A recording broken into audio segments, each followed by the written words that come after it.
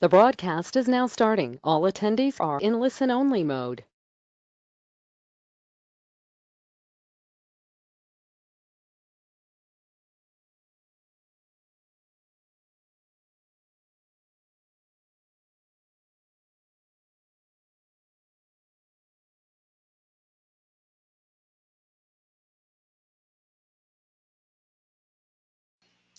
Check, check. How are we on sound? Everybody hear me okay?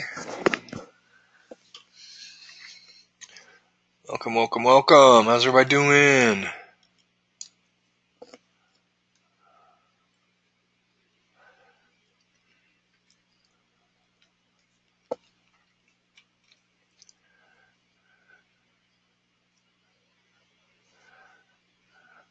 No, that stuff doesn't bother me bad. It's just sleep. No sleep bothers me.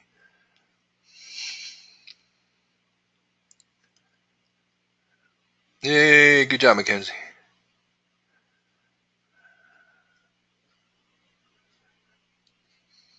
Okay.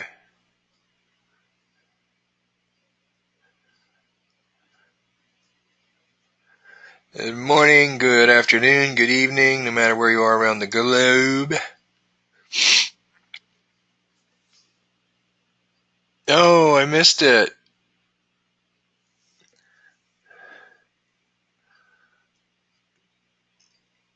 I usually catch Anzac Day.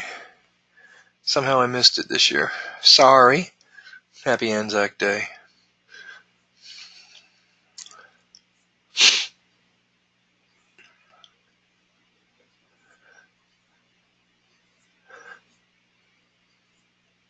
It's been crazy. All right, so let's get to it. It's Wednesday.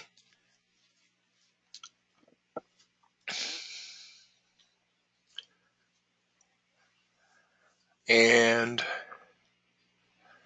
I want to come to the people that are here because while I care about everybody, the people that show up here Mondays and Wednesdays routinely are the ones, that I want to cater to. We'll try and give coverage to everybody, but you know what I'm saying.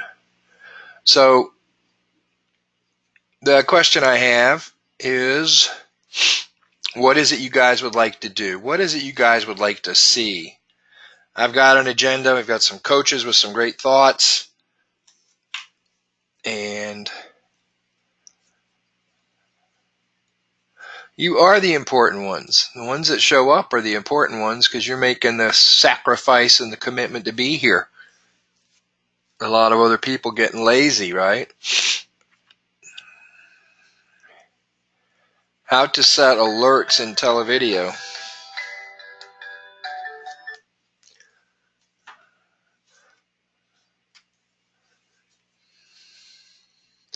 Yep, want to be a millionaire or $1 million trader by tomorrow. That's it.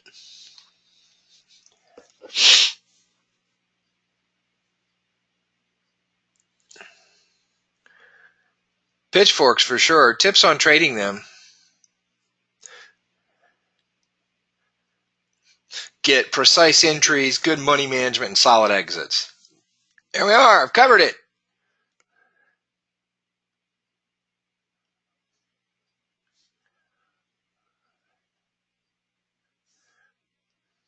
Yeah, it was easy. You're welcome, Stuart. No problem.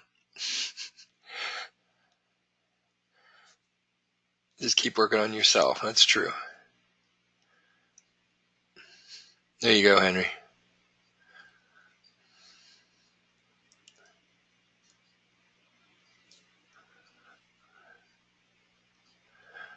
You're going to go over anything at times on Global Takeover. Not in this session. We will start having sessions in the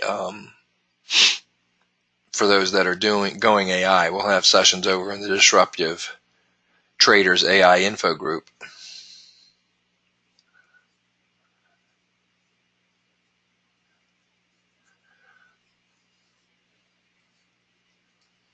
How to find a better CEO for my company.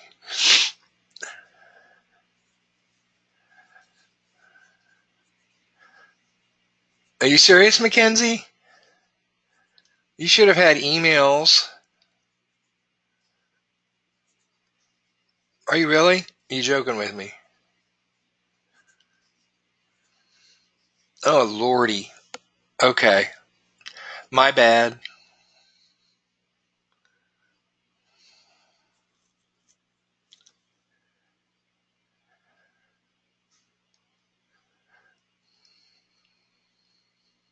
What would you need to trade a 5-minute fork with 5-minute fast at extreme, but 15-minute fast still in the mid channel?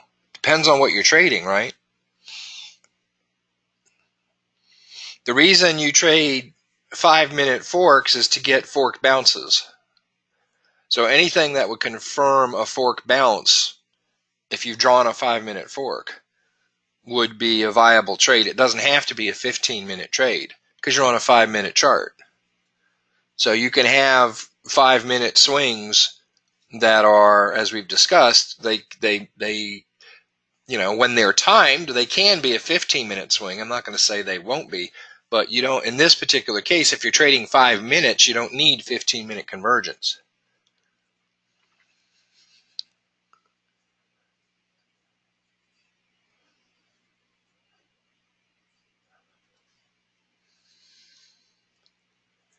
Good question. So it's always about what you're going to trade. See, here's the deal. It's like, okay, so we talked about good questions. So we talked about, in the podcast last week, and a little bit on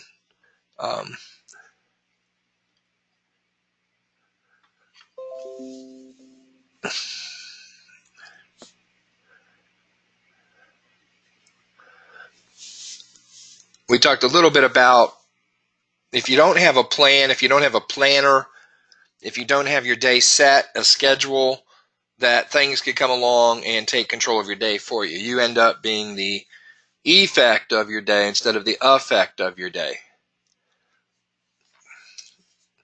So I guess, first of all, you have to understand the difference between affect and effect, right? Affect is the verb, effect is the noun. It's the result of. Affect is what causes things to happen. Effect is what has happened. So you're either the affect of your day or the effect of your day. You want to be the affect of your day. And that starts with your monthly plan, your weekly plan, down to your daily plan.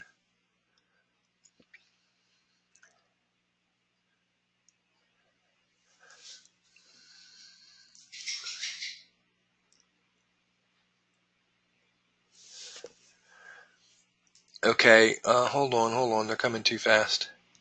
So if you sit down at the chart, see we have a tool. Well, we have several tools. We've got our harmonic pattern generator. Okay, so we've got our harmonic scanner. We've got pitchforks as a tool in our repertoire. Most of us do. Some of you who don't and want them, you'll have them shortly.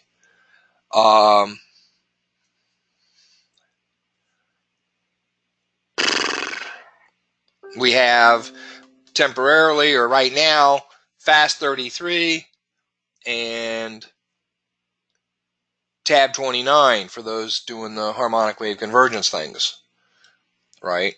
So we have trend lines, we have shadow bands, we have INS lines, we have harmonic targets, we have AI-based support and resistance via the scanner.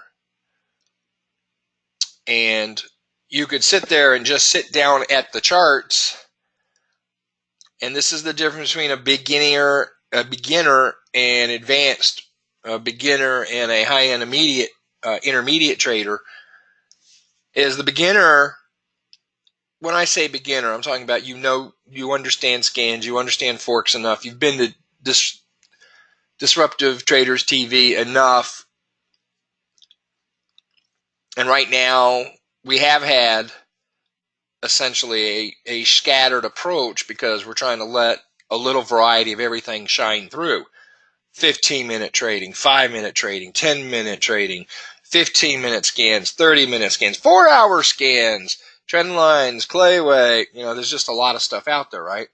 So until your RAS set until your RAS mechanism has moved into multiple sets that you could just fade in and fade out of in flow subconsciously, you have to consciously control what you're doing.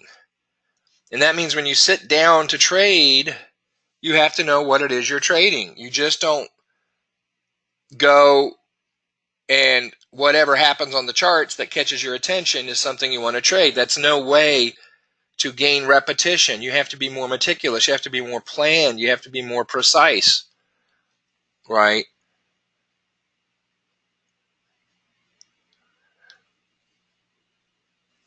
It's look under moving averages, Stuart, instead of EMA. This moving average, it'll say exponential. So it's under M versus E.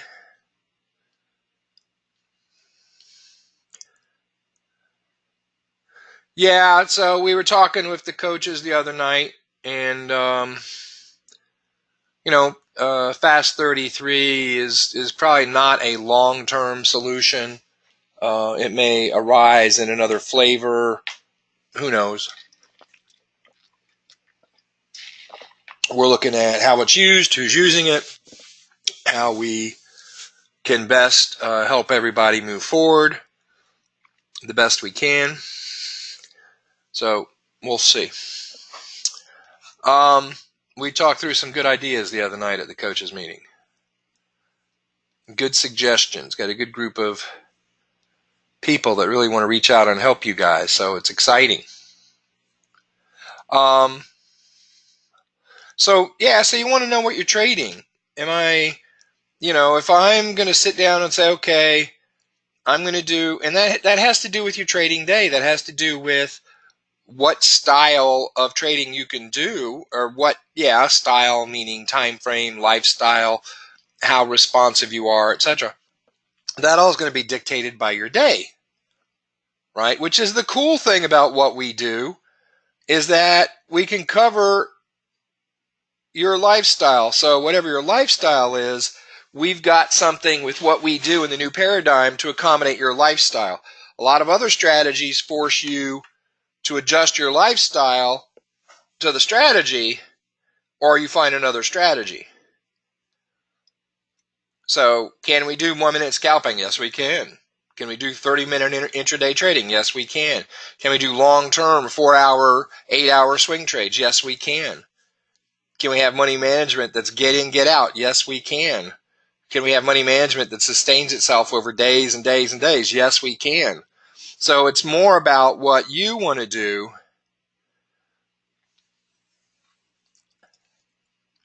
and how your day is structured. Do you have a job? Do you have children? What age are the children? What kind of, can you involve them in your goal planning? We talk about that in Goal Maker, but can you involve your children? Can you involve your spouse? Can you create reward mechanisms so if you get your dedicated time on the charts and you achieve your goals, make them partners in your effort. And so if you get quiet time for 3 hours a night between 7 and 10 p.m., whatever age the children are, hopefully they're not up that late if they're young, but if I could get 4 or 5 nights in a week, then build a reward mechanism. Let them participate. Let them start seeing sacrifice and reward.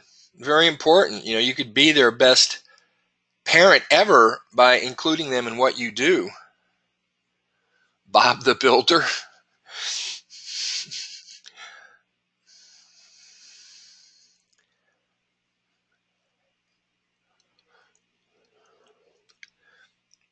I keep thinking of Dora.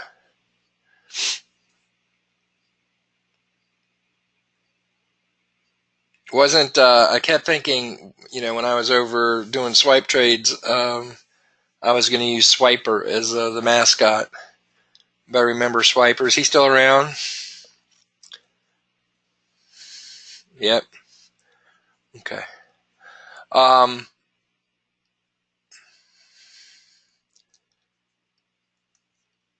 You just get garbage trucks on YouTube. Yeah, Swiper. No swiping. Yeah. Yep, Dora the Explorer. So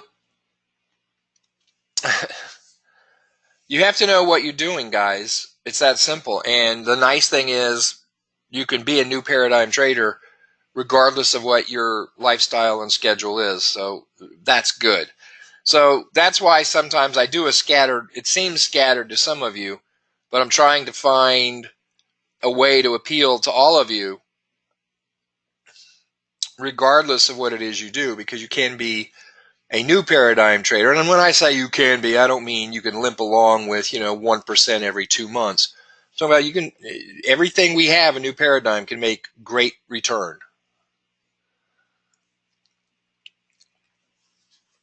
So there's no question. All right, so let's talk. We know there's possibilities. So now you just have to orchestrate that. I've shared before a little bit what I do. I'm looking at 15 and 30-minute scans. Once in a while, I scan the 4-hour, but it's got to be a really good fork for me. So then if you're doing that, you can set alerts off lines on your pitchfork. Wherever price is, there's always going to be, at least, if it's inside the fork, it's always going to be sandwiched. It's between the upper parallel and the median. It's between the median and the lower parallel. So there's always two sets of lines you could put diagonals just in front of and put alerts on them. So if price hits it, it brings your attention to the chart. So you can set 15-minute, 30-minute, 4-hour, whatever it is, traps for price based on the forks, right? Now, if your work environment is such, maybe you work from home and you just have to you don't have so much a set schedule for work. You're task based. I've got to get this task done. I've got to get this task done. I've got to get this task, and I have to have all that done by 5 p.m. Well, that obviously lends itself more to setting traps at 15-minute, 30-minute levels than it does sitting on the charts for 3 hours. Some people have dedicated time they could put on the charts for 2 hours, 3 hours. So you're not going to sit there and stare at the charts waiting for a 30-minute trade if you have a set schedule that you have to be on the charts. That lends itself more to shorter term trading. I'm not saying you won't get some 15-minute scans, because it just may be bouncing off one of our primary lines with an energy point at the time frame you're on the chart, so I wouldn't ignore them. I'm just saying I wouldn't count on that being my main source of trades.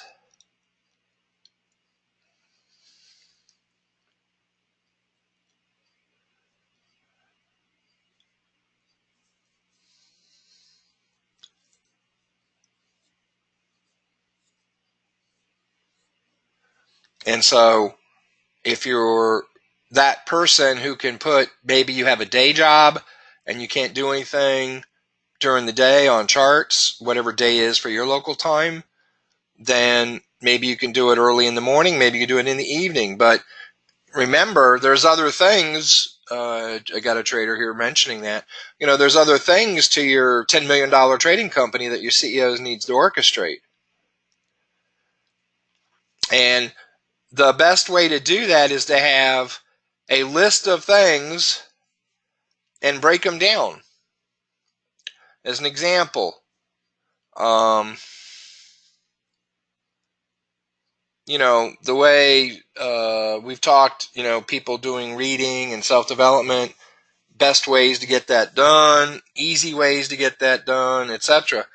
And, Zoe, a long time ago, several years back, talked about, well, here we are entering the last week of April. Now's the time, if you don't already, to have the 4 books ready to go for May. Don't wait until May 1st. Some of you wait, and that's why you only get 3 books in a month. Just a habit. So if you don't already have your 4 books for May, now's the time to get it done. whether you use the library, whether you buy used books, whether you do Audible, whatever. But when we were talking about hard physical books, if you have those books in your hand now, a week before May starts, you can look at the calendar in May and say, okay, what days in May am I going to be reading? Look at your master calendar. See, you should already have Mother's Day, if you're American, and you celebrate the Mother's Day we do in May. You should already have, the school graduation, the pool party that your kids are going to, whatever their soccer, baseball, dodgeball, gymnastics, dance schedule is. You should know that. That should all be part of your May calendar already.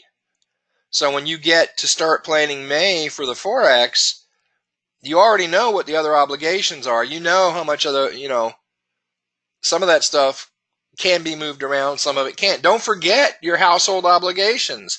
If you got to run to the dry cleaners, if you've got to, go to the store and spend 2 hours at the store, get all that on your calendar. What's flexible? So you should have a list of things that are fixed and a list of things that are flexible, and then you do the same thing for your trading. So going back to Zoe's example of the 4 books, what she would do is write down the page total for each of the 4 books, assuming they're similar kinds of books. They don't have to be, but, about the same thickness, same size page or print or whatever. But, you don't have to be 100% similar. And then just get that page total and you look at your calendar and say, okay, how many days am I going to read this month? See, if you do this, you'll get it done. That's the whole point of planning. And if you don't, you're the ship without a rudder. Everything is going to fill you. Let me ask you this. When's the last time you sat there in a given day, and said, gee, I just don't have anything to do?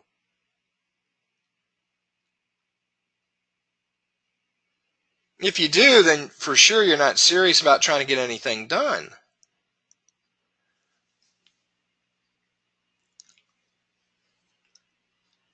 Right? Yeah, never, right? Yeah, when you were 8 years old.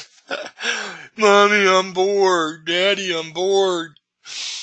Oh, I used to get so tired of hearing that. I used to go at him with the old, you can't be bored, you can only be boring. Oh my God, they hated that. Yeah.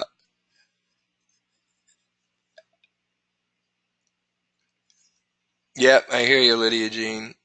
So what that means is, if you never say that, and yet you're still find yourself a ship without a rudder, you're having a hard time getting in what you need to get in for the Forex, and you're forgetting stuff, you don't have a planner.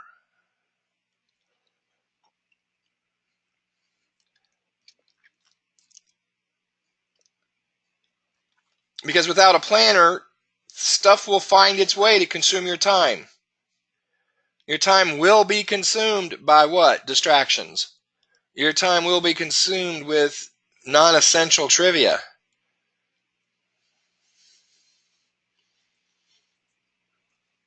I don't have to go to that appointment for another 25 minutes. Let me grab my phone or computer, and here I am on Facebook. Versus, oh, I've got to read 33 pages today. I got a half hour. Let me crank out 15 pages, or however fast you read.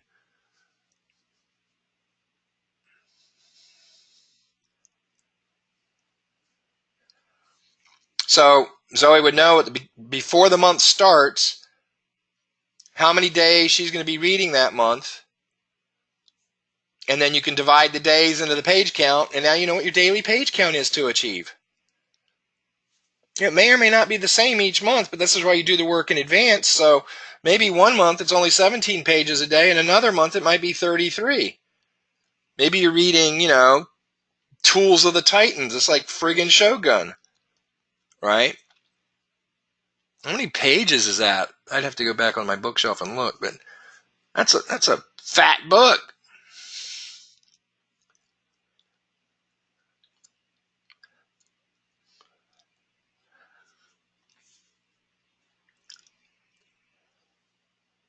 So all of that comes down to, I don't care job, family, no family, kids, no kids, 10 kids, 5 kids, side hustle, you know. There was a time when Courtney and Dallas were in school, you know, and I got 2 color markers because when he was playing basketball, it wasn't always the same practice time each day. You know, their high school had one full-size court. They only had one gym. A lot of schools around now have 2 gyms and whatnot, but they only had one gym. And they had boys varsity basketball, boys junior varsity basketball, boys freshman basketball. They had girls varsity basketball, girls junior varsity basketball, girls freshman basketball. They had girls varsity volleyball, girls JV volleyball. What else am I missing? You know, plus dance squad, plus cheerleaders, and all that gym time had to be orchestrated. So there were days he'd have practice at 4 p.m. There were days he'd have practice at 7:30 p.m. There were days he had practice there for 2 years pretty routinely at 5:30 a.m. in the morning.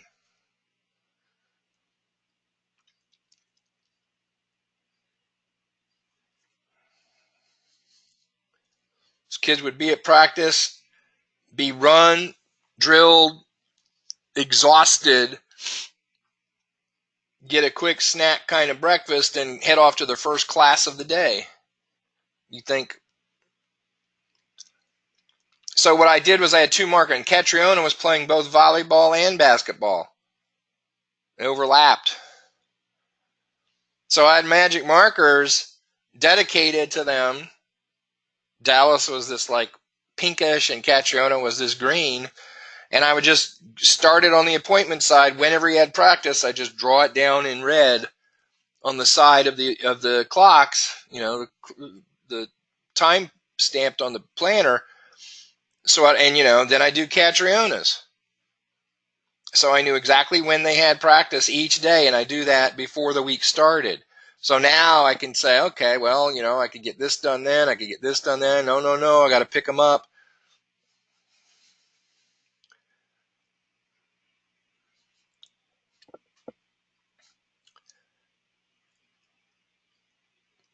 I knew which stuff I was going to do with my day and how did it make sense with their practice, because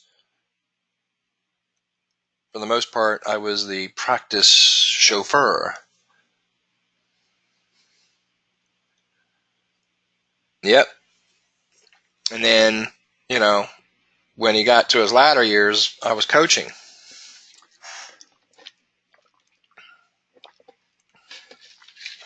Talk about a time commitment. So that all is going to impact, you know, what you do. But let's go back to Sunday night, or beginning of a month. And then when it comes to the week, you know, I've got fixed things I need to do for Forex trading, and I've got a random list I can do for Forex trading. Now, again, you know, your lifestyle, your schedule is really going to depend on how you do that. If you have total independence over your schedule, you don't have to work, or you work from home, and you can just, it doesn't matter what you do for your income as far as what time you have to get it done. You just have to get it done. You know, then you want to subscribe to more of the routine that again, the successful, you know, tell you to do, because that's what leads to success. Robin Sharma, right? 5 a.m. Club.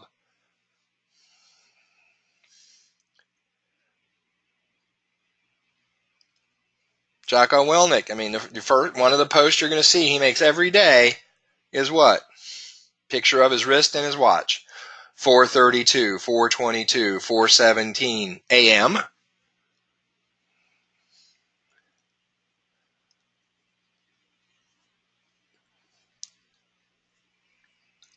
And, you know, power hour. 20 minutes of exercise, 20 minutes of meditation, 20 minutes of self-development. We're not talking about that being the self-development for the day. We're not talking about that being the exercise for the day. is just to get your body, your mindset going for the day. Phone's on airplane mode or in another room, right? That power hour is sacred. And then whatever your routine is, that you build off of that based on your daily schedule. Maybe you gotta, do the breakfast thing for the kids before they go off to school. Maybe you got one you're toting around on your hip.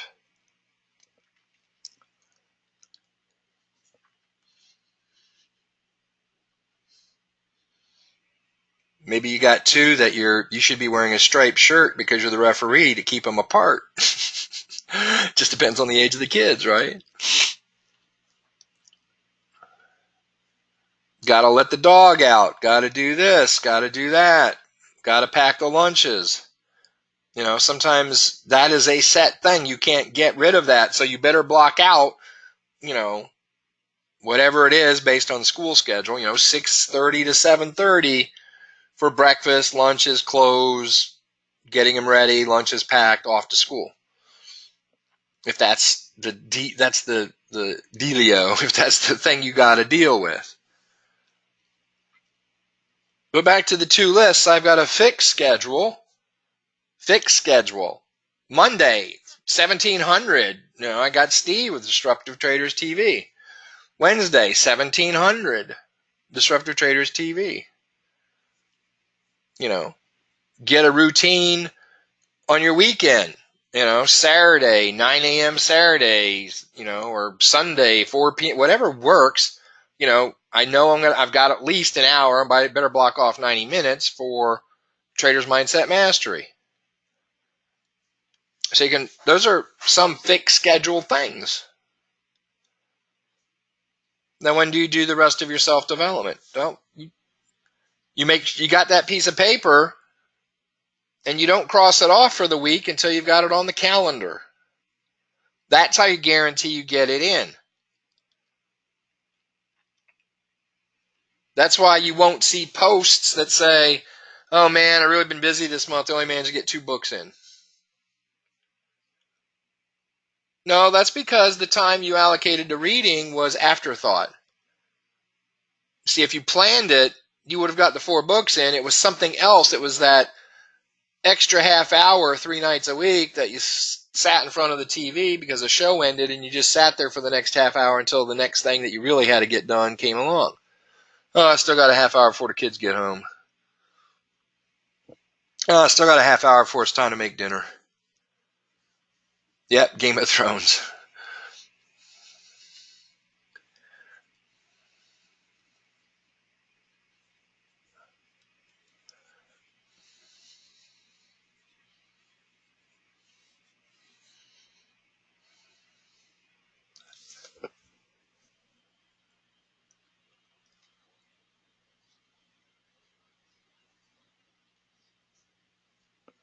If you've got to read X hundred of pages this month, then you've got to do, or this week,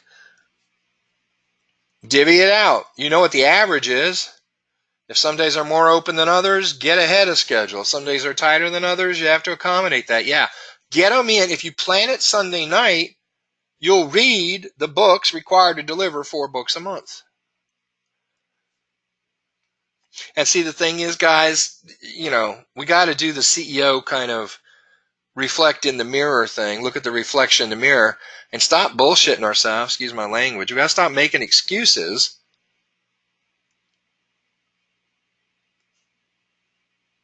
But just remember, when you sit there and say, I just don't have time, and you see the average CEO is reading 4 and 5 and 6 books a month, some more, and they're heading, sometimes multi-billion-dollar companies with tens of thousands of employees, and you're busier than they are? Really?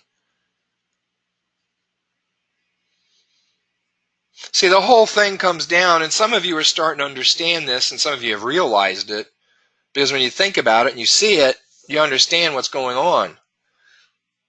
See, if you lay out a plan to something, guys, and you persist, this is why it's our our chant, our motto, our slogan, whatever you want to say, persist without exception. If you know what it is you're going to do and you persist without exception, you will get it. It's just that simple.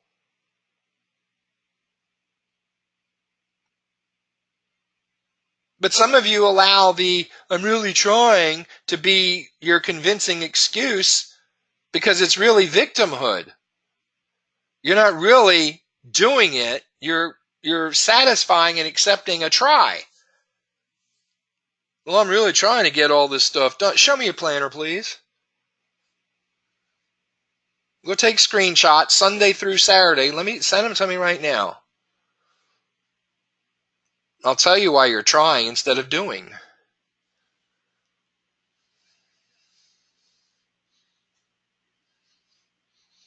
Right? Yes, it's like a pledge.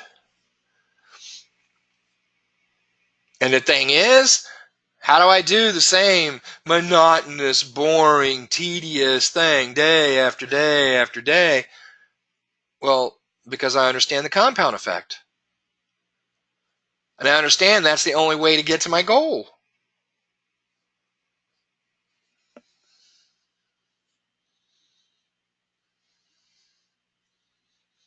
Man, I'm so glad so many of you got this down, because all I see is 24 orange triangles with an exclamation in the middle, which means you're doing something else.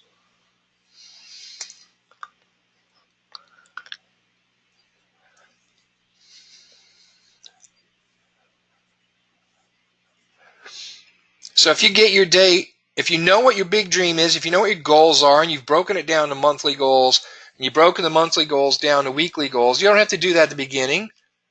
You can wait till the end of each month to plan the subsequent month, the next month.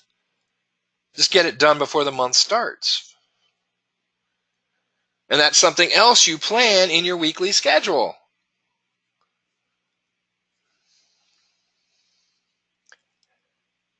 The months don't always conveniently start on Monday, do they? It's a rarity, which means, when is your month-end review and planning going to take place? Most of the time, people do it on weekends.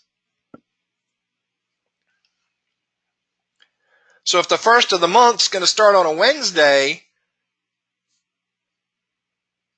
you want to have it done over the weekend. So going into next, so when Wednesday comes, you're just rolling from one month into the next. And so if you have to have planning in your day timer, in your day planner, for planning next week, for planning next month, that becomes an item that you schedule an appointment with.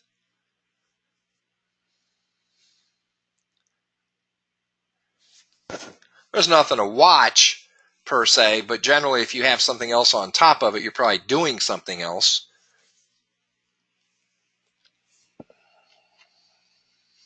So,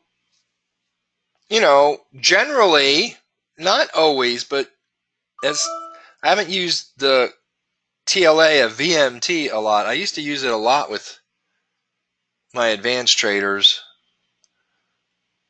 Right? VMT, vast majority of the time. Can't quite say always, but almost. It's an almost always. It's an AA, right? So I say the vast majority of time. That gives room for exceptions now and then.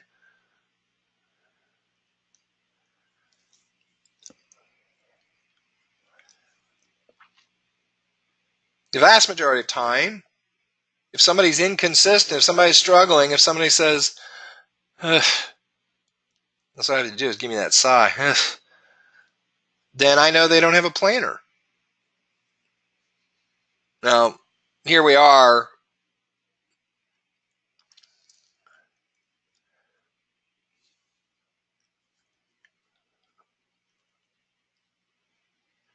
Eight months till Christmas Eve. Christmas morning for some of you. There's some of you whose planner is probably still in its plastic wrap. Your 2019 is still in the plastic wrap. Yeah, I do that for one reason. Who gets why I'll say, oh, it's only 11 months, January 25th. Oh, it's only 11 months till Christmas. We get to June. Oh, it's only 6 months till Christmas. I do that because it's an easy benchmark for you to see how fast time goes. God, it was just yesterday Steve was saying it was 9 months till Christmas. Now it's 8.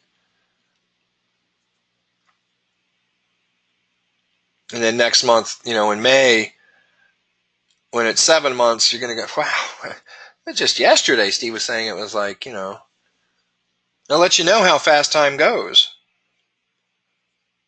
I do it for me, but I do it for others. So it's not just, I do love Christmas, but that's not the only reason I do it. Yep, the older you get, the quicker time goes too.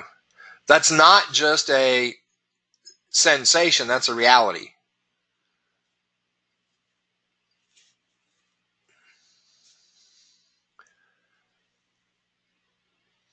And it does have to do with our understanding, our body's measure of time,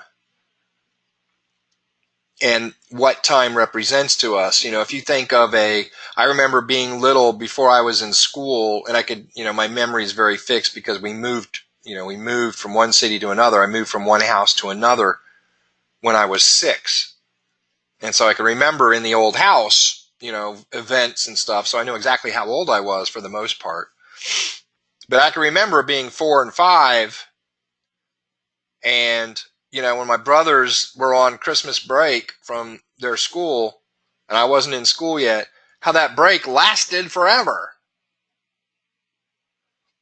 Well, that's because 2.5 weeks to a 4-year-old is if the 2.5 weeks is the numerator over their life, that's a pretty large percentage. It's what they experience.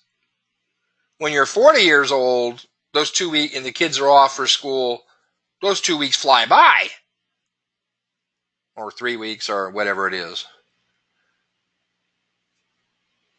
Even when they get to college and, they're on college break from, early December until mid-January, big breaks compared to what they used to have in high school. Man, that time starts flying by.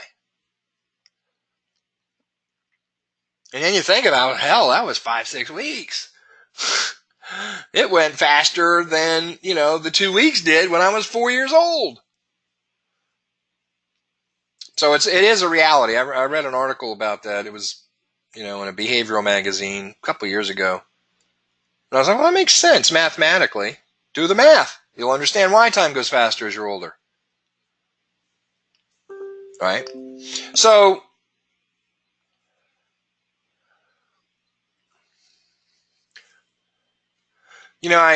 I kind of enjoy being in here and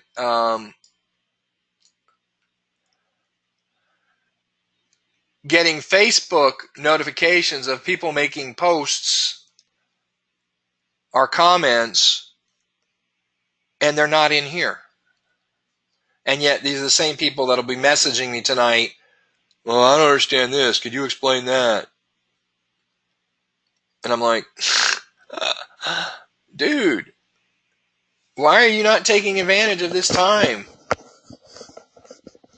Because some of you are now, it's like I'm not getting to be like persnickety and grumpy and grizzly and all, but I've got to grab a handle on my time and the way people message me.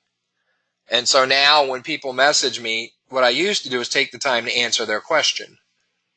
If it's a personal question, it relates just to them, then I'll always take time to answer that. But, I did at least 10 times today. I said, hey, that's a great question. Ask the group. And that's because if I answer that question, I'm benefiting one person. If it's answered in a group, then other people will benefit from it. And so very often that'll happen. Anyway, so if you're rudderless, if you're a ship without a rudder, the analogy, the metaphor holds true. You're not going to be in control of where you're going throughout your day. And there's only one way to do it, and that's to have a planner.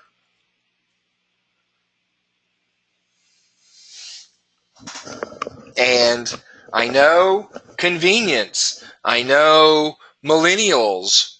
I know the DNA imprint that technology has on a lot of us. But it is by magnitudes more the younger you get.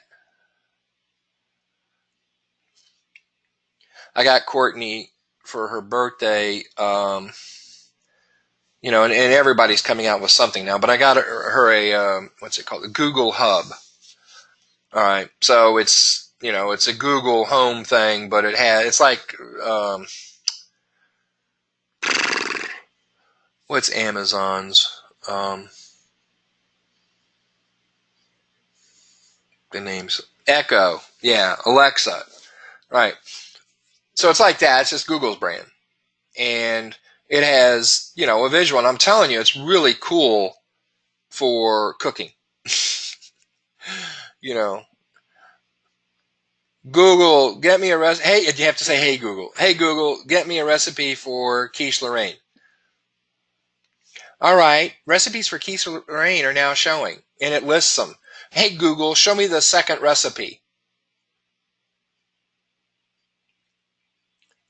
Would you like to look at the ingredients? Yes, Google, show me the ingredients. And hands dirty, covered in flour, grease, whatever, it's really cool. All right.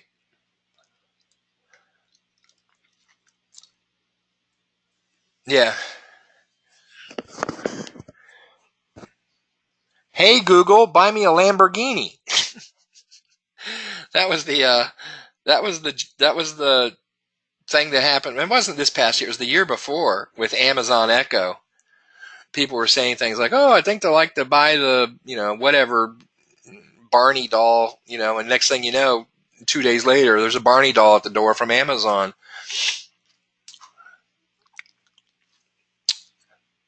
Anyway, so we've got this cool convenience thing in the kitchen. I got her for her because she's a real foodie. I mean, she could. And I'm not just saying this because I'm biased because she's my daughter. This girl can cook. I mean, cook. She could open a restaurant and do very well. And it's all self-taught. But she can't cook. And so I got her the Google Hub for her birthday for that. They just marked it down huge. And so I was like, okay, you can do this.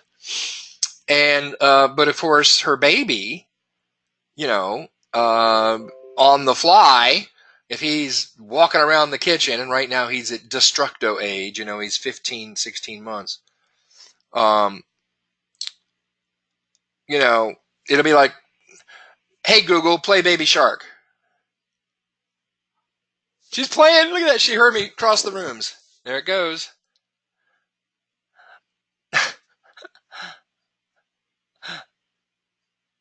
And now it's happened enough that if he's like feeling frumpy, he'll just walk to the kitchen counter and point at Google. It's like, hey, Google, hey, Google. He'll want something to play on Google. I don't know if you can hear it. Can you hear it?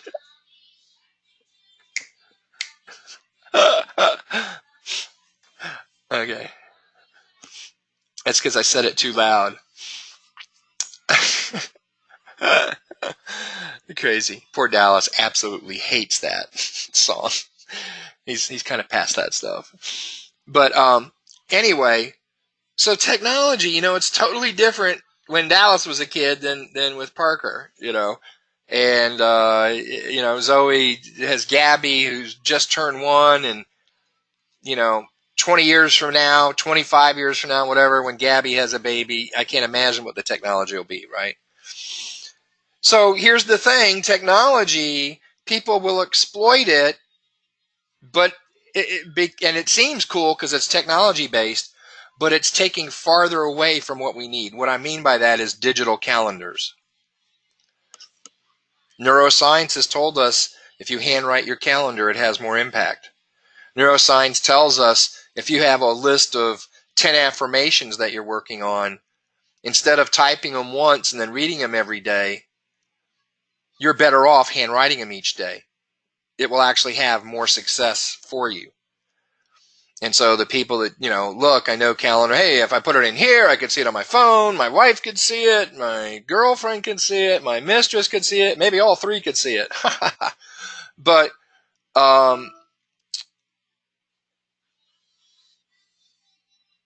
yeah, Google is Rosie from the Jetsons.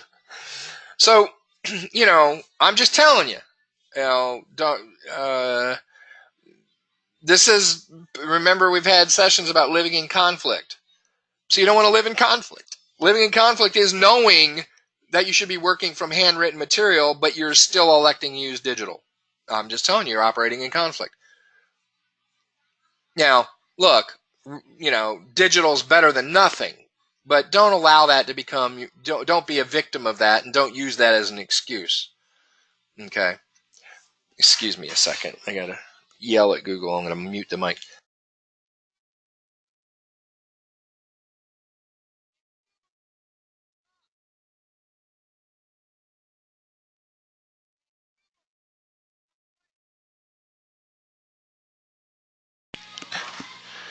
Oh my Lord.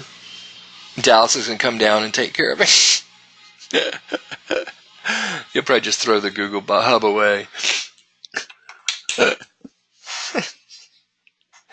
It heard me from in here. I was talking about, because I was talking to the traders, and I was talking about Parker pointing to Google at his house to play, and I was saying, hey, Google, and it just heard me, and she played. Actually, Dallas is getting on the teaching lineup, so y'all will be having some fun times with that. Beginning forks, beginning scans. So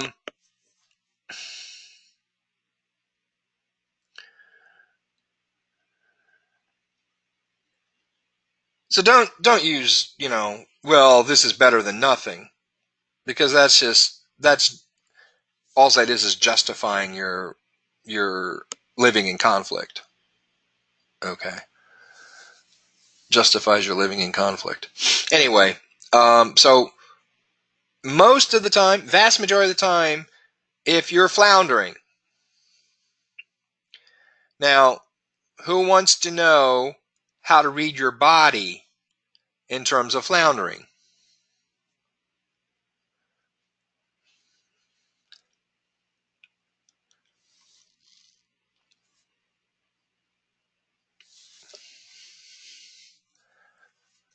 It's easy. It's because here's a signal. If your husband or wife or girlfriend or boyfriend or significant other or mistress, girlfriend, wife, all three of them, I'm stuck on that one today. If they ever say, hey, you okay? Because you're in a funky mood and because you're grumpy. Now, you could be tired. You can be sick.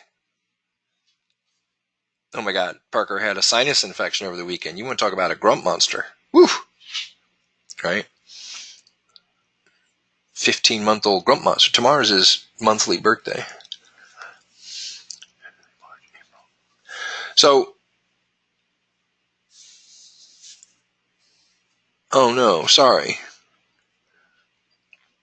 Yeah, it came out of nowhere too. It's damn preschools,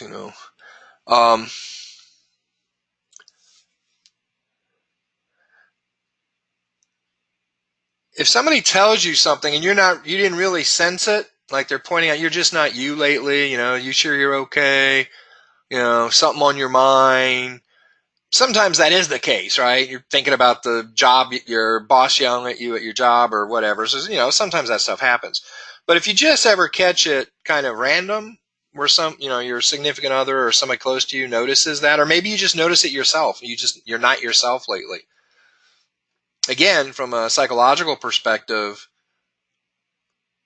the psychology and neuroscience world tells us most of the time that's a sign of feeling unfulfilled.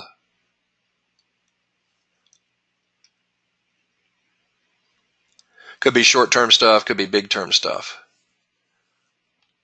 So if you just get that uneasiness feeling about life, okay, Clay, a lot of the times it is you're feeling unfulfilled. And the reason you feel unfulfilled is because you're not getting done what you need to get done. How many of you have had jobs, and at some point in your career, maybe with that job, that particular employment situation, you end up, man, I'm so tired of this job, because it's dictating your life. It's dictating your schedule. And what's happening is you're letting your miserable existence with your job overflow into every other part of your life. And it should be the other way. That's because you don't have a calendar. That's because you don't have a planner. See, if you have a sense of accomplishment, you feel fulfilled.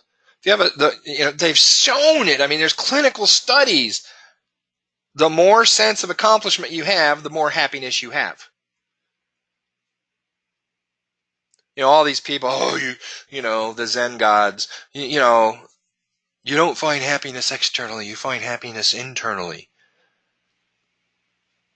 Yes, you can meditate on gratefulness. You can be grateful. That helps.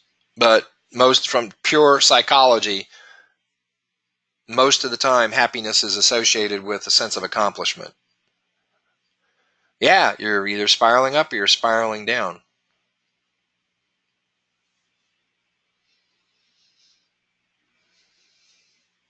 So you don't allow the job to make you miserable. Get other stuff done in your life. Have a sense of purpose with the time that's not at your job. Get something done there. Plan it out. Be making your milestones along the way. You will feel the sense of accomplishment. You're happier. That floats back to your job.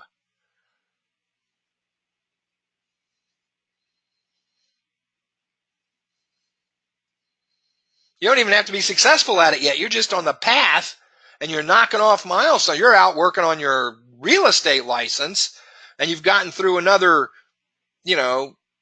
6 classes and you're only 6 classes away from getting your license. Next thing you know, people are like at work, man, what's going on with you, man?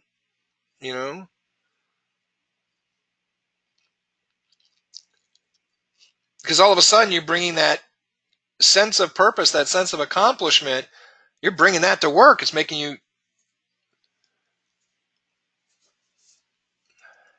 yeah, you don't have to hate your job. I don't always, a lot of entrepreneurs will, make 9 to 5 like it's some evil thing and, bring out the silver stakes or the crosses or whatever. It doesn't have to be that way.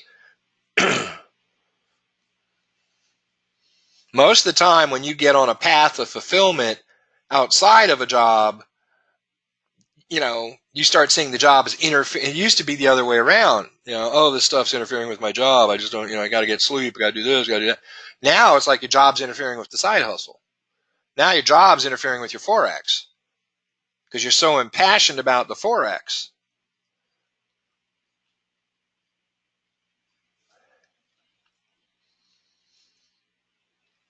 So, it's all tied together. That's the whole point. Something as silly as, and here's the deal. It's such an important thing. Don't just go and buy a little pocket planner, a little pocket calendar. That's not going to work. It's probably one of the most crucial things that dictate everything that goes on. That's kind of what today's been about. I don't know how we drifted there, but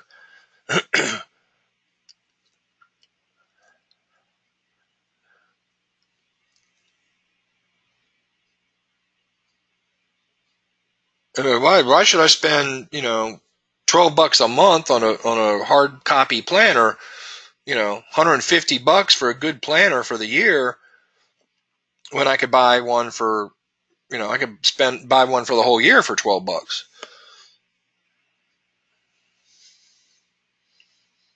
Now you're the parent whose kid needs brain surgery and you're going to pick the brain surgeon by who does it the cheapest.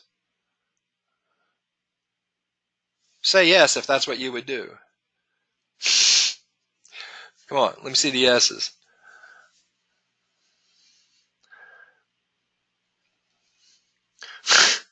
Yes. Okay. I'm saying a prayer tonight for your children. Hopefully that was sarcastic there. There are some things that are important enough. Find ways to save and be frugal and protect the budget elsewhere. You don't want to do it with brain surgeons and planners, okay? Make sure you can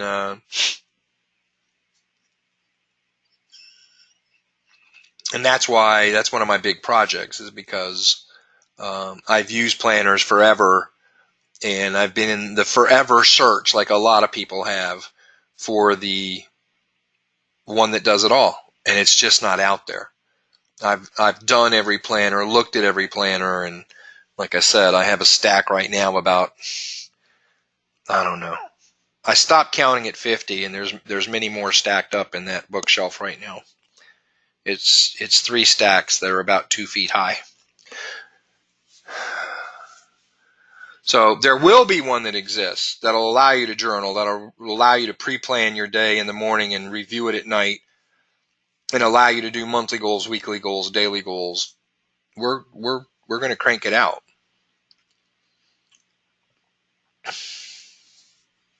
Yeah, orders open this Friday. So get a planner, plan your day, start with the dream, get the plan, break it down, actually plan it out,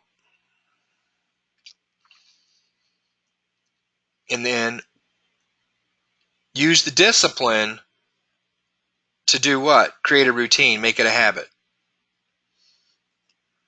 It's brute discipline.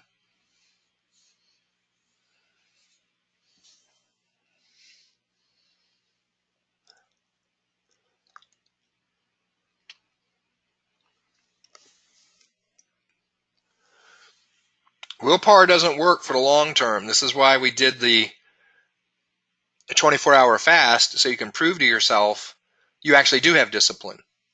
You actually can focus on something and get it done.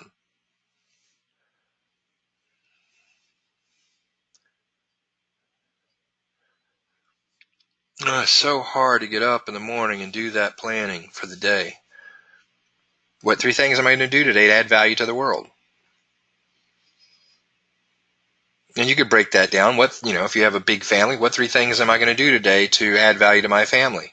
What 3 things am I going to do today to show my family that I love them, so they feel it?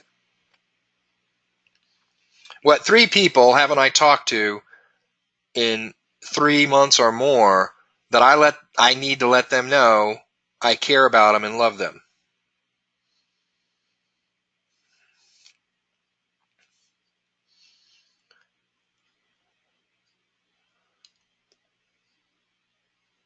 See, if you did the 24-hour fast, then you have the ability to do that tomorrow morning, to plan that out for your day. And all you have to do is do it one day, and then you have the knowledge that you can get it done and do it, and therefore you can do it the next day and the next day and the next day. And now if you don't, you just have to say, my life isn't important.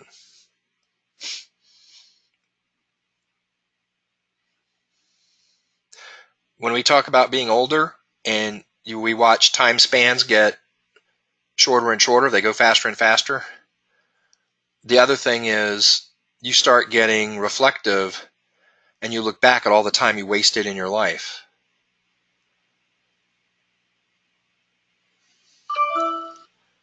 And the younger you are, the less you appreciate that, trust me, because I remember hearing it when I was young.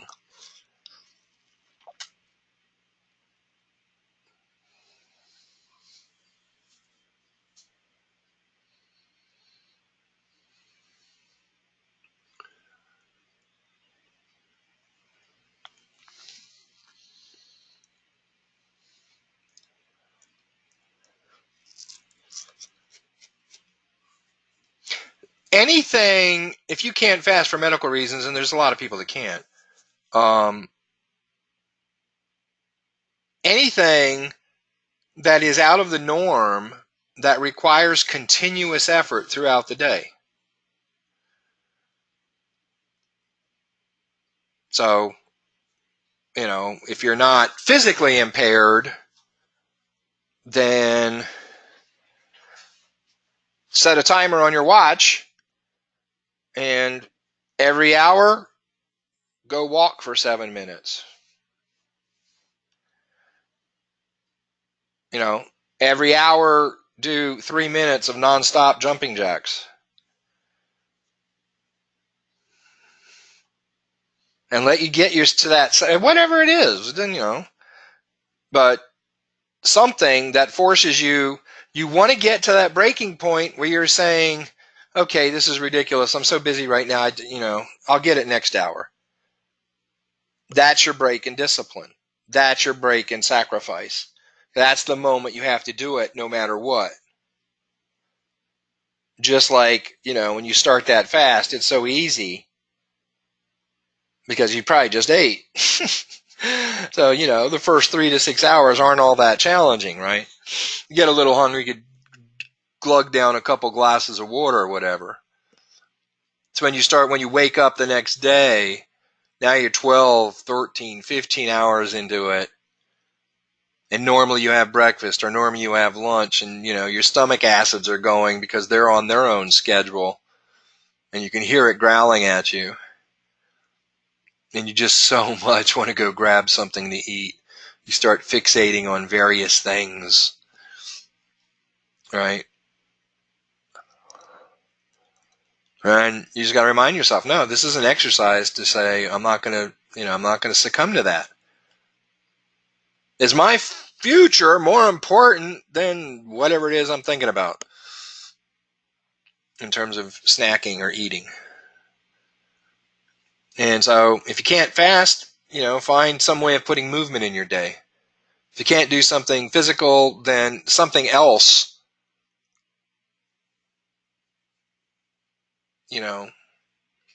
And the thing is, you just have to do it enough. You have to make it, because somebody fasting, I guarantee you, they think about it more than 5 minutes an hour, right? I mean, who did the fast, right? You get to the next day, you're thinking about fasting, you're thinking about food, and you're thinking about your discipline, and you're thinking about it more than 5 minutes an hour. So for somebody who can't fast and you do something else for 5 minutes an hour, that ain't nothing. It's just, right? You know what I'm talking about. So it's just the discipline in doing that, setting a timer. Yeah, the last couple hours is like 10 hours exactly. It's the opposite, right? It's the opposite. Now we're stretching time instead of shrinking it.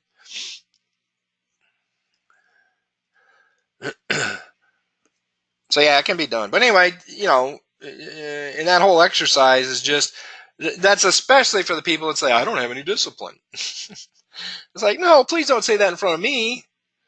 Because now you're programming yourself. Where's Shad Helmstetter when you need him? You're creating your own law of attraction. You're setting motion in your crew that's so loyal. They're going to carry out your orders. And they're going to prove to you you have no discipline. So it's not talk you want to have.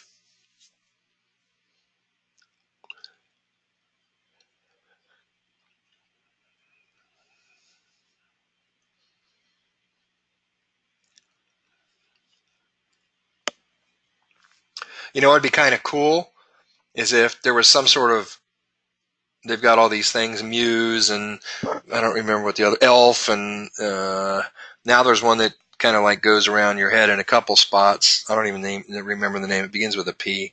But these are like, electronic brainwave inducers.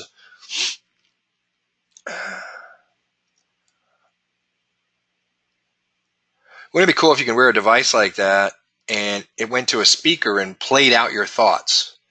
Everything you said was played out on a speaker. Talk about the discipline you'd have to have. It's like learning to meditate and silence your mind, right?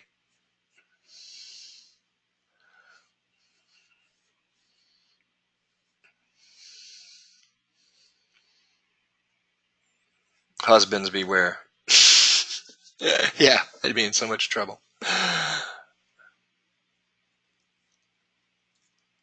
But wouldn't it be cool?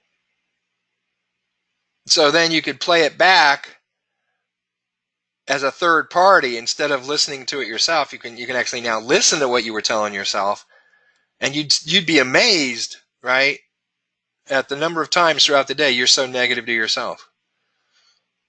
You say such negative things, and my guess, I haven't seen any studies to back this up, but just in what I've seen over life, based on what I know about neuroscience and psychology, my guess is the bigger part of our programming that creates the fears, the doubts, the lack of belief is self-induced.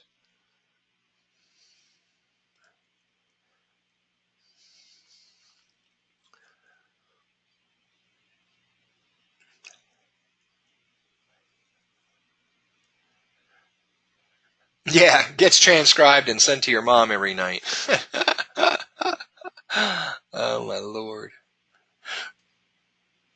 Or get transcribed and get sent to your mother-in-law every night. That'd be even better.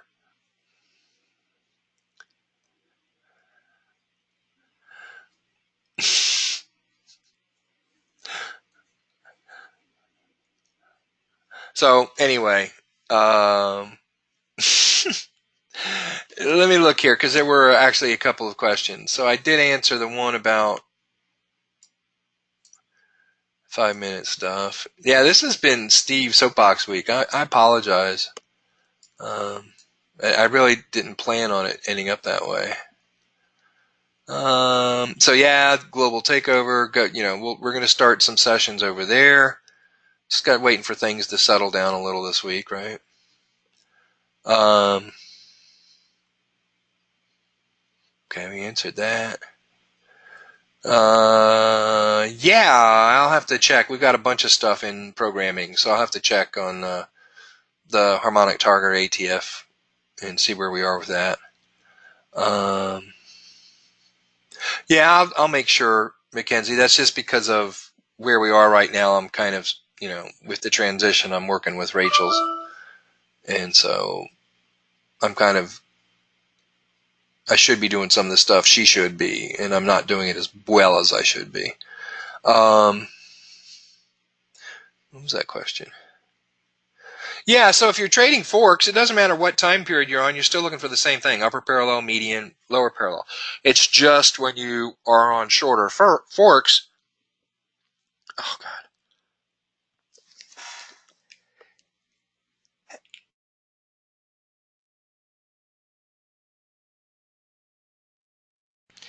Sorry about that. I had to pinch my nose because I was going to have a wall-shattering sneeze.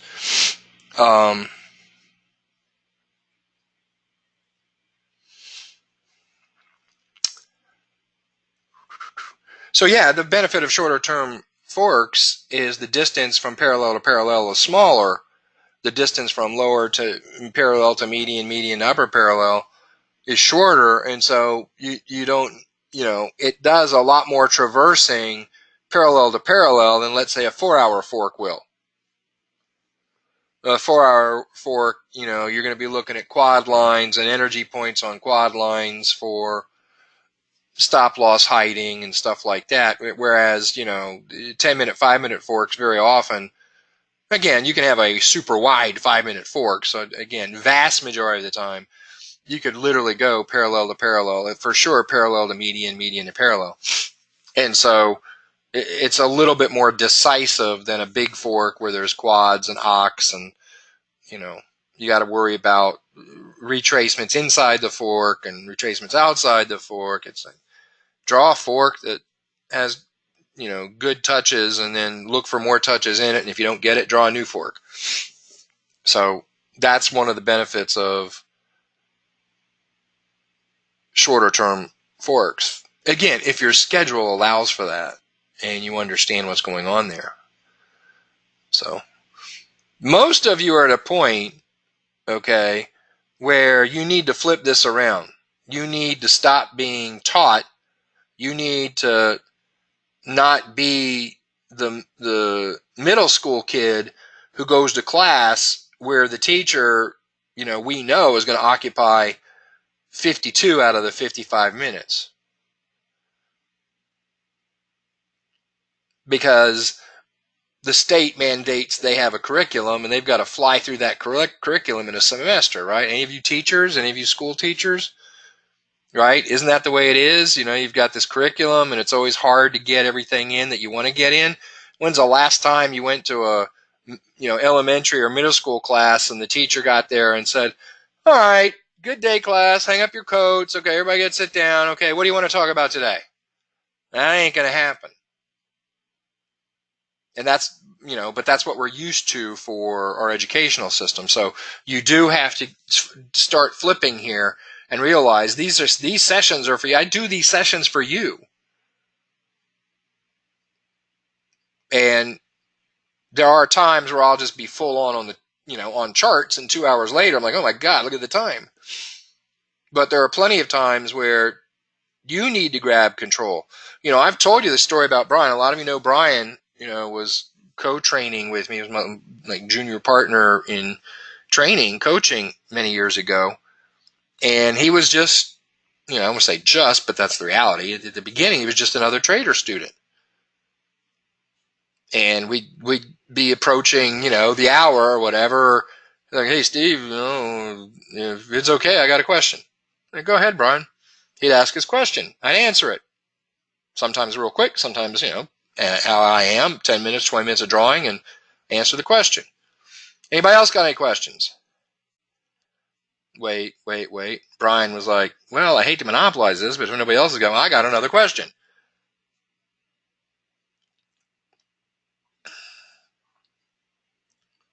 And people would let him dominate because they just, it was just easier to let Brian ask questions. So what did Brian do? He got all the crap that was holding him back out of the way. And he became a good trader. And one day I said, Brian, you're going to teach beginners. Oh man, you should have seen him that night. He was 100 times more nervous than Clay. Every 5 minutes he was calling me, what if this happens? And what if that happens? And what do I do? I said, don't worry, I'll be there in the shadows. I'll be there with And then once he got through 5 or 10 sessions, it was like, got it down. But anyway, you can, turn these are I'm doing this for you.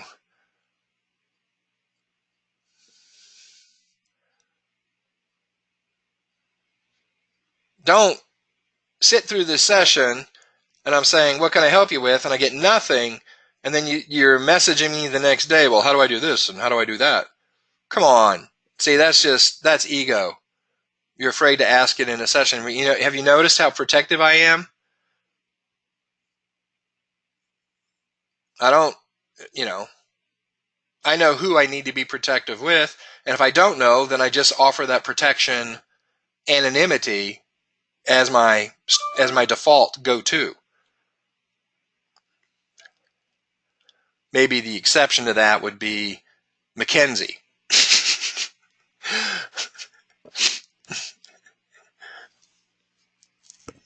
She asks a question. Oh, come on, Mackenzie. Right? She knows I'm just playing with her.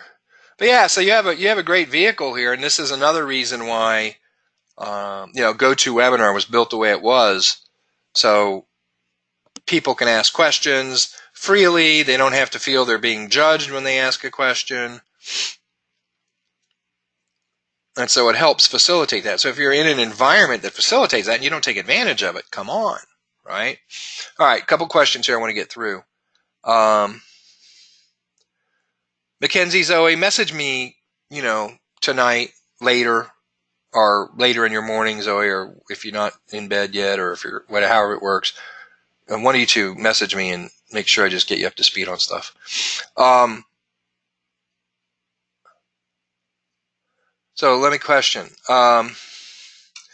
Do you exit based on the 1 minute chart or the 5 minute chart? Well, again, it depends on what we're trading. If you're talking, let's say, a 5 minute trade, the only reason you want to use the 1 minute chart is for precision in execution. Precision in execution. So I could size things up on my 5 minute chart. We talked about this last week. I can often trade for my 5-minute chart.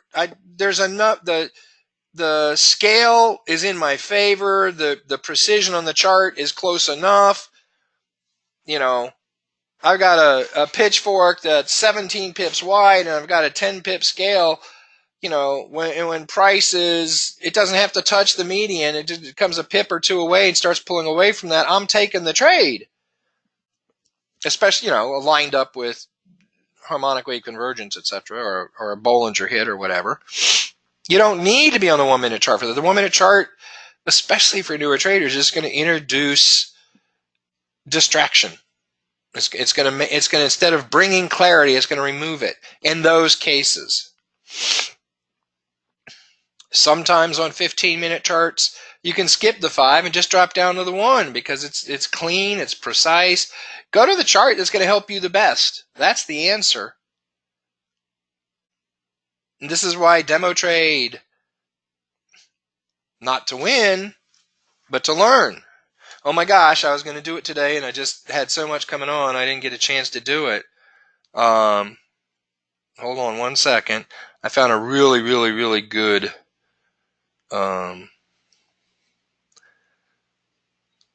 meme, and I just try to remember who it was. Excuse me one second. Don't go nowhere. Don't go anywhere.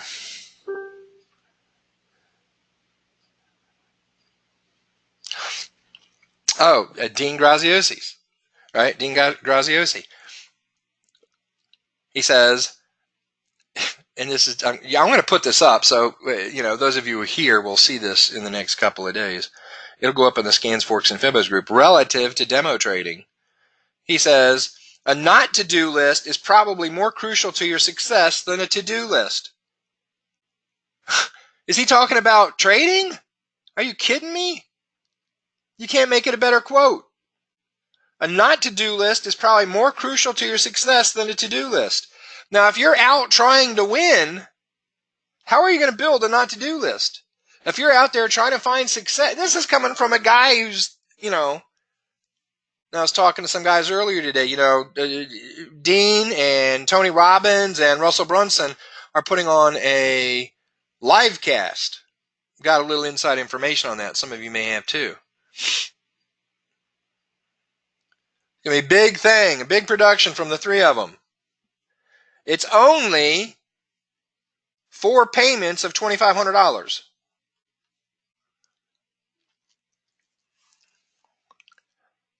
But he's, you know, he sold billions of dollars of real estate and hundreds of millions of dollars of, you know, courseware. Extremely successful. Now he's partnering with Tony Robbins. Geez. Who wouldn't want to partner with Tony Robbins on a project?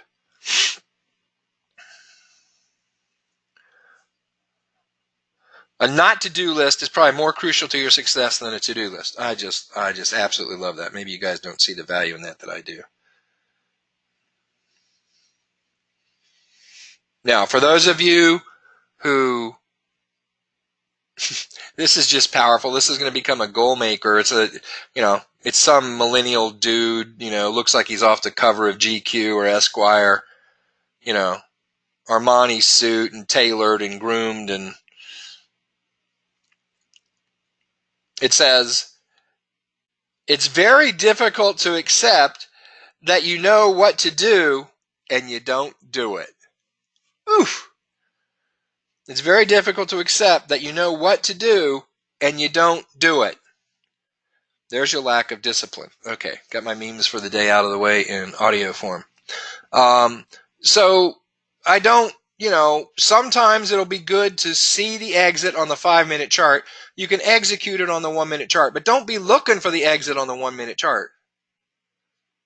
Logically see the exit on your 5-minute chart. Logically see the exit on your 15-minute chart. You know, the example I gave the other day was a pass and check of the upper parallel on a pitchfork that when you went down, you know, even to the 5-minute chart, you couldn't see it. All you saw was it doing like a little DNA spiral around the upper parallel with visibility on, that we brought that larger fork down, that 30-minute fork down. You remember that? how clear it was on the 30-minute chart, but if you spent your time looking to manage that from the 5-minute chart, you would have never seen it. Nonetheless, the 1 minute.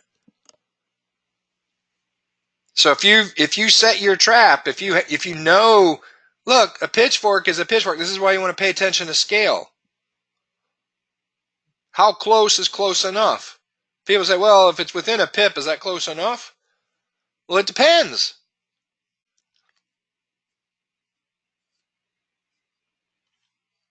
If I've got 5 pip channels, I'd like to see a direct hit. If I've got 10 pip channels, then a pip or two is fine. So it's not like avoiding the question. It's just the question's a little bit more complicated than what the asker perceives it to be. There's a lot to learn there between, using multiple time frames. So it's, and you look through observation, through volume of trades, you will know the time you can count on the 1 minute chart and the time you shouldn't. If it's too junky, if the waves are all over the place, if you trust me, you'll know what, right? Those of you know what I'm talking about? Yeah. There are times the 5-minute chart is just fine. Like I said, if the scale's working and your pitchfork's the right size and everything's smooth, man, I take trades, I've showed it before, I've taken trades off the 4-hour chart. Because the scale goes up. I'm not, if it's bigger pips, I'm not in there with a 3-pip stop loss. Maybe my MSL and ESL are one and the same. They're 10 pips out. Because I want that flexibility. If it looks like it's close and touching, I'm going to take it. If I get down on the 1 minute chart, it might be 3-4 pips away, and I'm not going to take it because I'm waiting. I want that scale on the 1 minute chart to say hit it. The next thing you know, I'm looking at my 4-hour chart and price is pulling away. Because it really was a hit as in the sense of proximity at the 4-hour level. Does that make sense? Are we good on that? So I didn't give you a precise answer, but I did answer the question.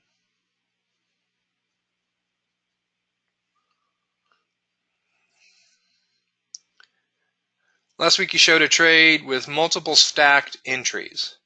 If you looked at them all individually, the price channel was small, very small. Stop losses were discussed.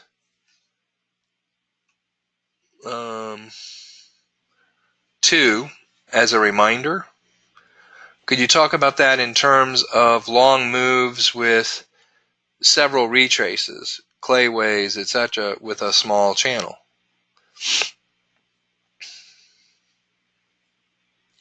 Well, I think what we were looking at when we discussed it last week, it was probably in the context of 513.62 or something similar.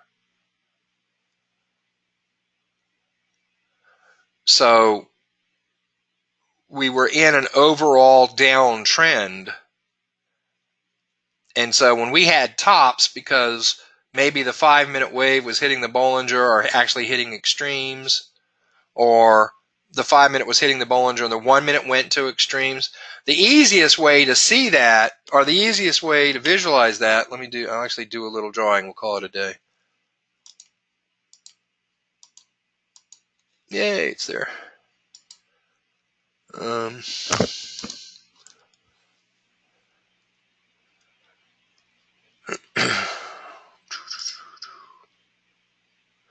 I'll just pretend the 13.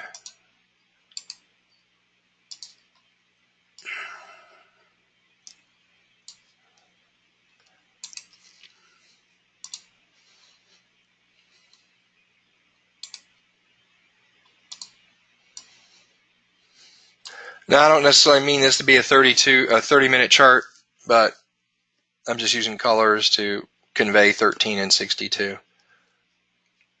This could be a 5-minute chart. That blue line could be purple.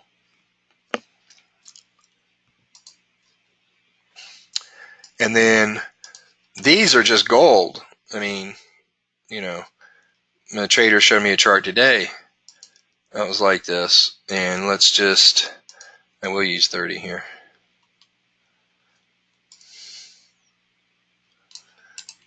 And 15. And even on this particular chart here, it was like 5 was down there too. And you had all this stuff with, you know, price was dropping.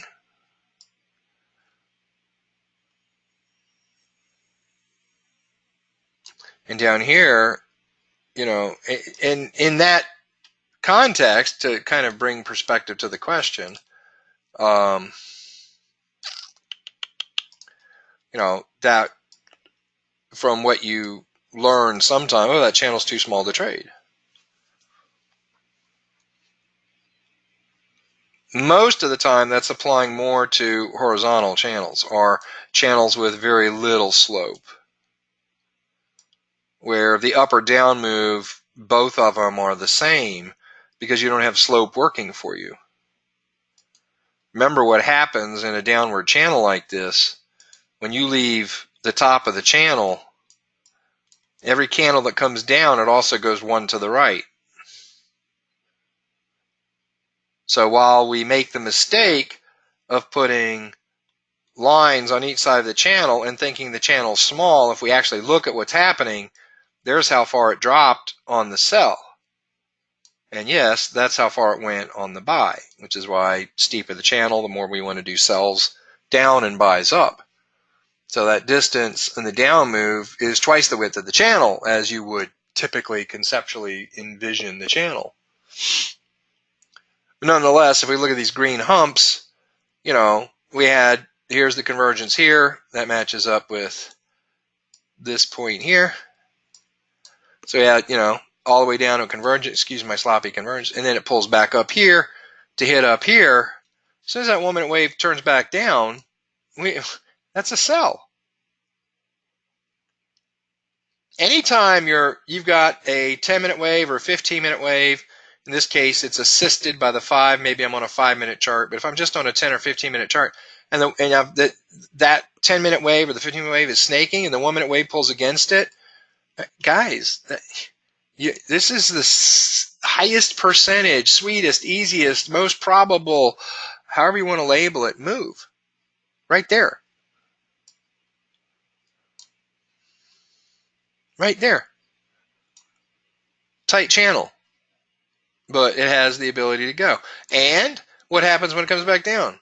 Is it always this nice super straight V and a bounce out of there? No, what happens with price? With a channel like this, very often it slides a little before it heads back up and retraces. So it's not, oh, well, this was only 4 pips to the top of the channel. Yeah, it might be 15 pips to the bottom because it hits and slides some. This might slide a little before, you know, maybe even do a little micro bounce or two before it actually heads back up again. And then maybe here, you know, I get the just more things working in my favor. You know, gee, I have a lower high, but here I have a higher high, so this is divergent at the same time. Now this is going to be a super trade again. It's pulling again, you know, assuming this lined up over with this. If I can only draw right. So you can have super tight channels as a beginner would measure the channel. This is why channel width is again, it's, you know, there's a couple thousand pages just on channels out of that 50,000 page document. It's not always the same thing. It's what time period you're on. What measurement do I have that I could see we're in a protracted downtrend? Look at what's happening as I've drawn it. I drew it this way for a reason. Look at what's happening to the 13 and the 62. The distance between them is growing. What does that mean? The 13 isn't even starting to pull back at all on these moves back up. The bigger that distance and the distance keeps growing, strong downtrend. Yes, it lags, but it's still showing you right now you're in a strong downtrend. So when I have the waves matching what I'm seeing with the EMAs, meaning the wave plots are flat because they're snaking, and I have a retracement by the 1 minute wave against it, the end of that retracement, there's nothing else I need. This isn't like, you know, a 5-minute pullback against a 15-minute move where I need the 5-minute to hit the extreme or to hit a rolling extreme via Bollinger. When the 1-minute wave pulls back against, its near-term upper-level wave, be that 5, 10, 15, and they're laying flat because of the downward pressure, when it turns around and peaks and starts coming down,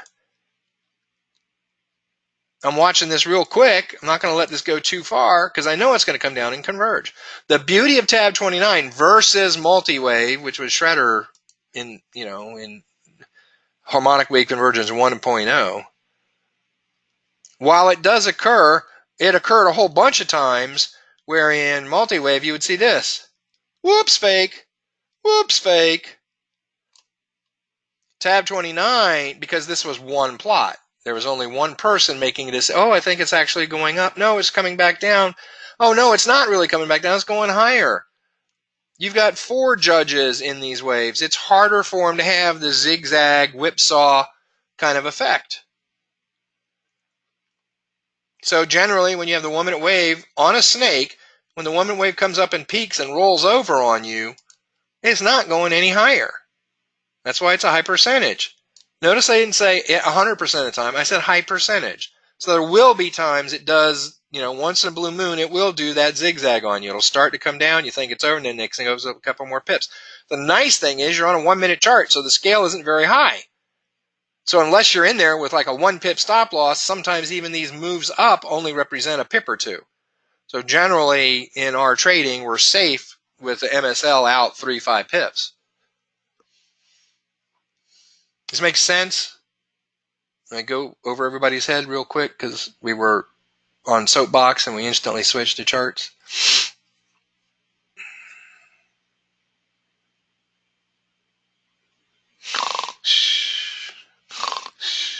Are we good?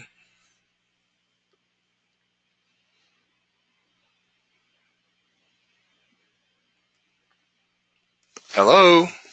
Did I lose sound? No, I'm getting sound bars. Oh, hold on. Y'all might have been asking more questions. Yeah. All right. Now you got it.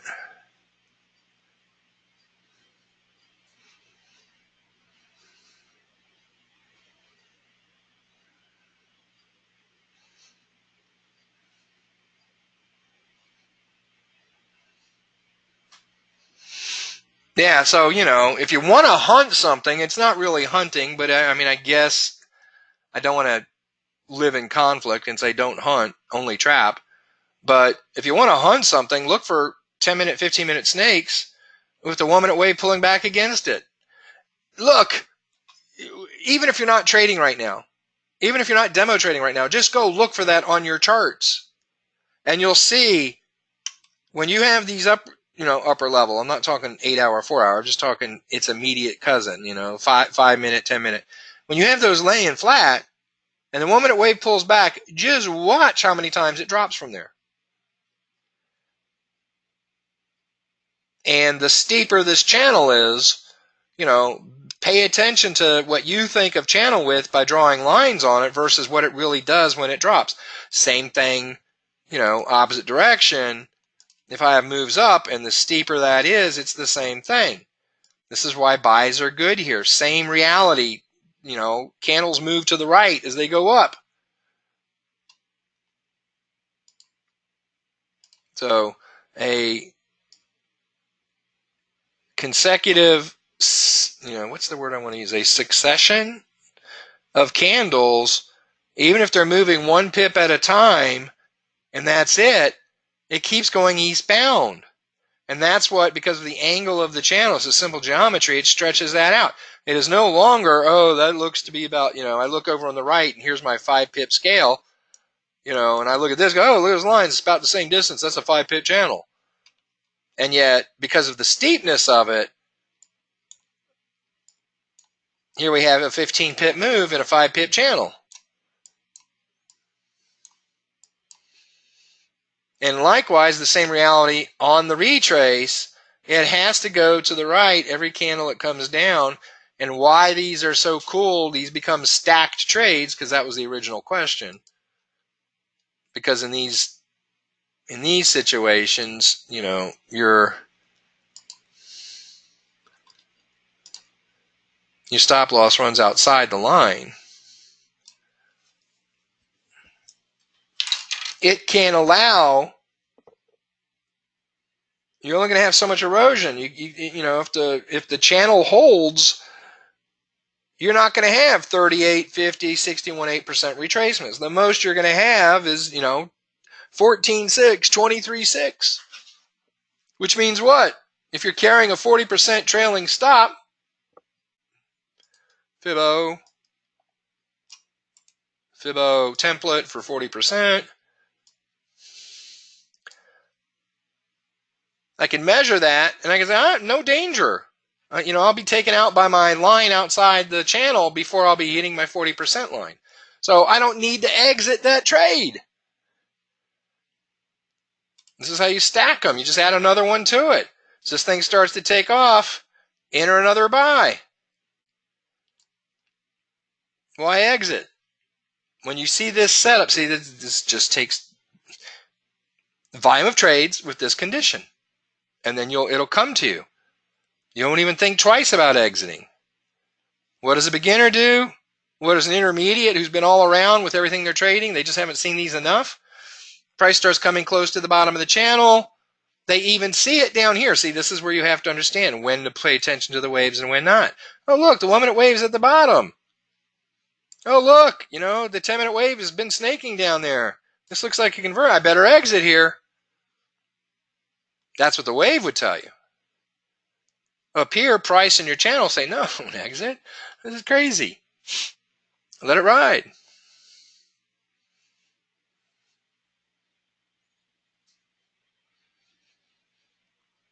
Yeah, Fibbo commercial. All right. That's it. Went way long. I preached too much. My bad.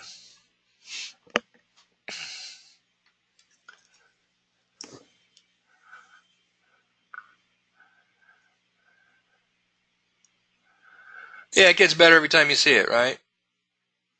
And those are the things you can find. Those are the things, guys, people are like, such a rush to get your 100 count or whatever.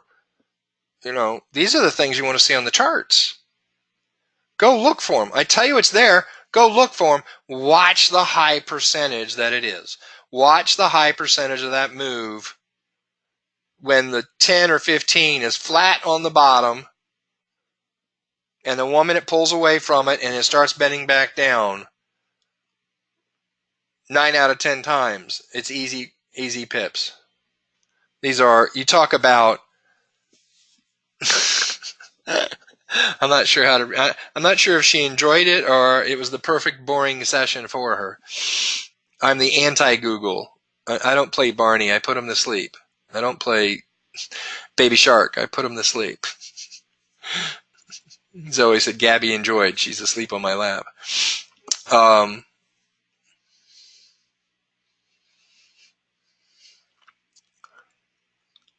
You'll see. I mean, my gosh, it's one of the, 5 pips a day, guys.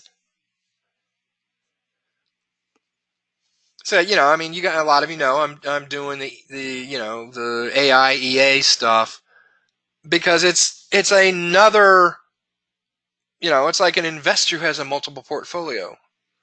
It's another thing that's Forex related that I could do that if it doesn't work, it hasn't taken a lot of my time. If it does work, it's going to be a great comp. I get to dump some money into my trading account and super accelerate what I'm already doing. Right? And so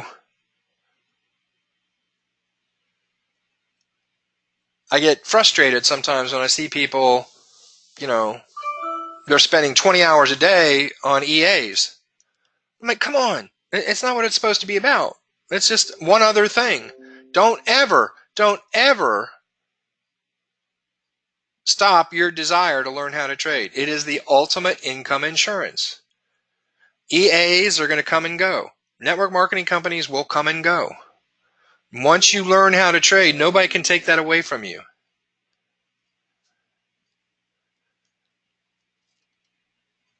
Nobody can take it away from you. As I've said many times, once you learn the skill set, You could take it to any market. And more brokers have more and more options for things you can trade, be it gold, be it crypto. Maybe you want to do stocks. Maybe you want to trade indices. US 30, whatever it is, oil. Nothing changes. Fibonacci relationships, pitchforks, harmonic wave converter, it's the same in all markets. So learning how to trade the Forex and the new paradigm, you're setting yourself up for life. Well, what if regulators come in and decide, the Forex is just too scammy and they shut down the Forex? Well, they can't shut down the Forex. They might stop you from trading it, but they can't shut down the Forex. It's a necessary part of our world. Don't ever buy into the crap we're going to go to a one world currency. That's not going to happen. Not in our lifetimes.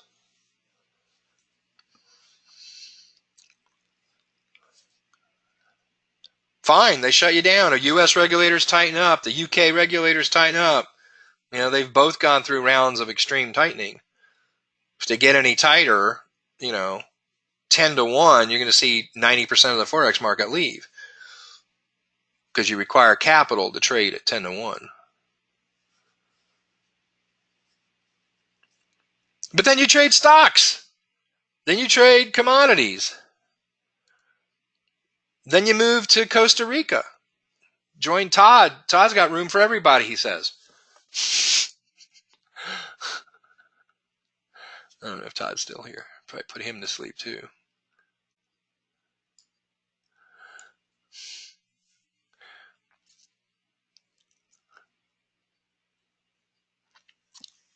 Panama, Dubai, Hong Kong, wherever trading is. All right. It's Wednesday. We got Traders Mindset Mastery podcast coming up. I have a sneaky feeling that sometime between today and sometime next week, you're going to see a schedule for Disruptive Traders TV that doubles and triples. So there'll be more options for people to attend stuff. Now, you're the fool to not take advantage of it. I'll just say it. There's got to be people that are, we've had coaches help in the Scans, Forks, and Fibos group. We've got senior traders who help in, my private groups. We got coaches willing to help actually instruct, where they are good and, they've been with me. They know what I do, and, it'll be good for you to meet more personalities. And as I said, we'll be able to specialize a little bit more with some of the stuff we do. So maybe you can't attend them all, but maybe you really like scans, so you go to the scan sessions. Maybe you can't attend them all, but you like pitchfork, so you go to the pitchfork dedicated sessions. And you can drop down some. You don't have to watch Steve and be like, I can't do 50% of that stuff he's doing. You'll be able to be at training at level. So have some patience. It's happening. All right. There's a lot of, all of us have a lot of stuff going on, and this just adds to it, but we're going to get it done. It will be. We don't have the vehicle for that all yet, Stuart, but they will be recorded. We'll figure that out. All right. So as I say, it's Wednesday. That's the end of our sessions for the week. 2 more days in your in some of you trading week. Some of you have already ended for the week based on where we are in the calendar, the day of the week. Remember, we're flying through April. May's coming here. Whew, man, it's gone fast. Anyway, for those people you care and love, guys, don't forget, life can be short and sometimes shorter. So for the people you care and love, let them know you care and love them. Put it on your list. Get a hold of 3 people every day that you haven't talked to in a while, or somebody you talk to regularly. Still let them know. I love you guys. You're indeed something special. And I'll see you in Facebook land, and then we'll be back Monday night. Have a great weekend. Stay safe.